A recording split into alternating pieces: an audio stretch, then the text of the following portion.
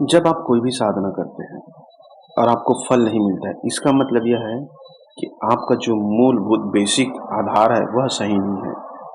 चाहे आप कोई भी चीज़ या फिर कोई भी शक्ति को जागृत करें, चाहे भगवान शिव को जागृत करें या फिर हनुमान जी को जागृत करें या आदि शक्ति को जागृत करें या फिर कर्ण पिशाचनी, परी, जिन्न, जिन्नात या फिर किसी भी शक्ति को, तो सबसे पहले आपको उसे पाने के लिए जो मस्ट और इम्पोर्टेंट चीज़ है, उसे जानना ज़रूरी है। उसके बिना वह शक्ति आपके पास आती ही नहीं है। जैसे कि अगर घड़ा जितना बड़ा रहेगा, उतना ही पानी उस पात्र में आएगा।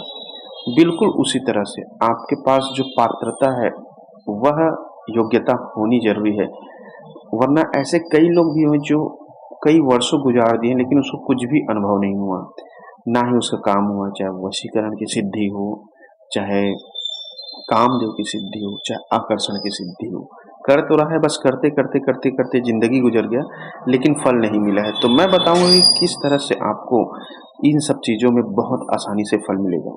जैसे कि आप सबसे पहले चीज़ समझिए कि आप मटके में भी पानी डालेंगे तो मटके को सबसे पहले क्या होना पड़ेगा?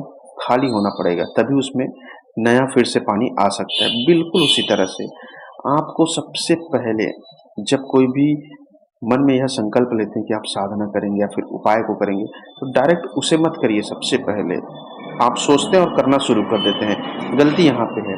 आपको सबसे पहले तो आपके अंदर जो पुरानी चीज़ें हैं, पुराने विचार है, पुराने कल्पना है, पुराने पैटर्न बने हुए हैं, उसको सबसे पहले तोड़ना होगा या फिर उसे खाली करना होगा। तभी तो आप नई चीज़ को, नई शक्ति को, नए कर्मों को, नए एनर्जी को आप ग्रहण कर सकते हैं और उसके बाद ही वह अपना प्रभाव दिखाएगा।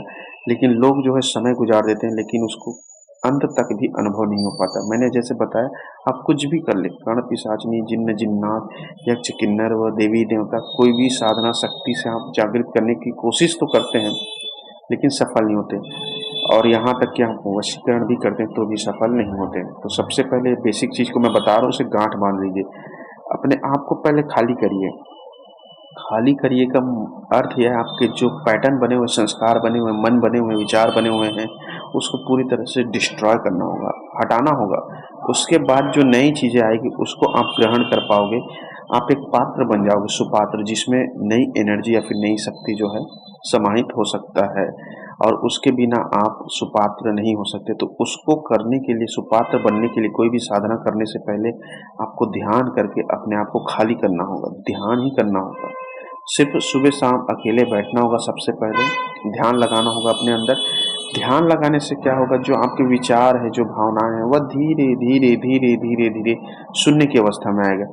उसके बाद जब आप कोई भी साधना करेंगे, चाहे कोई भी शक्ति को जागृत करें या वशीकरण करें या फिर कर्ण पिशाचनी को करें, तो वह शक्ति बहुत ही जल्दी आपके पास आएगा और आपका कार्य तुरंत करेगा।